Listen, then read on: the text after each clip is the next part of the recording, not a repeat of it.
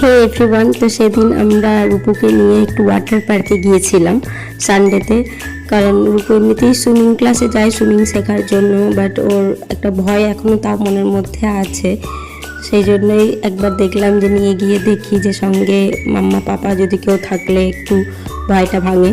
তো প্রথম একটু ইতস্তত বোধ করছিল, কারণ ও টিউব নিয়ে করে যেহেতু সুইমিং ক্লাস, ও জানে যে সুইমিং ক্লাসে টিউব নিয়ে করলে আমি কোনোভাবেই আর কি সিঙ্ক করে যাব না। বাট এই লাইফ জ্যাকেট পরে তো কখনো করেনি, তো প্রথম আর কি বুঝতেই পারছিল না ব্যাপারটা যে ওটাতেও আর কি ও ফ্লোট করতে পারবে। তো এটার জন্য প্রথম একটু ভয় পাচ্ছিল। দেন যখন বুঝে গেছে যে না ঠিক আছে এটাতেও সিঙ্ক হবে না, টিউবের মতোই ব্যাপার, তো তখন আর ভয়টা কেটে গেছিলো। দিয়ে ভীষণ এনজয় করছিল। আমি নামিনি, কারণ আমার এমনি একটু সর্দি হয়েছে, কাশি হচ্ছে, তো সেই জন্য আমি নামিনি। ওরা পাপাদের আর বেটাদের মিলেই দুজনে যা করার করছিল, এনজয় করছিল। এই যে দেখো উপর ভয়টা ভেঙে গেছে, তারপর নিজেই কীরকম যাচ্ছে। তো স্লাইড ছিল, সেখানে স্লাইডে যাওয়ার জন্যই অত তাড়াহুড়ো করে যাচ্ছিল। তো এখানে রূপুর পাপাও ভীষণই মজা করে নিয়েছে রূপুর সাথে।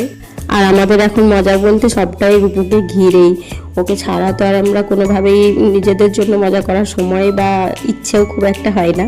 তো দেখো ওরা দুজনেই এখন পুল থেকে উঠে গিয়েছে। তারপর এখানে অনেক স্লাইড ছিল, রাইড ছিল, তো সেগুলোই রূপু একবার করে চড়ে নেয়, তার সাথে আমিও একটু সুইং করে নিই। তো এখানে এন্ড করছি, কেমন লাগলো জানিও, টাটা।